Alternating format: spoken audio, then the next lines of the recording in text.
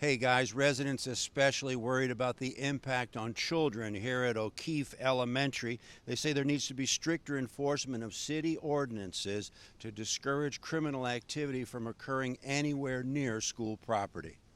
It affects us physically. It affects us psychologically. Then we had addicted people in the building. Then we had drug dealers in the building. We was like, wait, hold, this is just way too much. South Shore resident and community activist Diane Hodges at her South Merrill Community Garden asking city officials for help. This building changed hands. It was like overnight it turned into a slum. A lot of these buildings have gone way out of compliance to the point where it's a hazard. Residents say the boarded up 51-unit apartment building across from the garden has been a haven for squatters and illegal activity. We haven't had any incidents on this block in 3 years.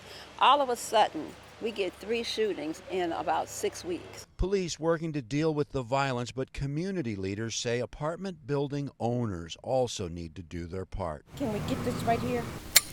We need our building management people to step forward. They can put up their no trespassing signs, no squatter signs, and that will give public safety the right to come and to remove these people. We will not have you gunning down people near a school and around our neighbors and creating trauma for us. Drug addicts, a lot of squatters, there was a lot of drug dealing going on here. Chris Cady, part of the new ownership and management team taking over the troubled 51-unit building. We recently vacated the entire building and got rid of everyone. We secured it, and we're working hand in hand with the ladies that run this garden here. Cady joining today's community meeting. If we own this building, this is essentially our neighborhood too.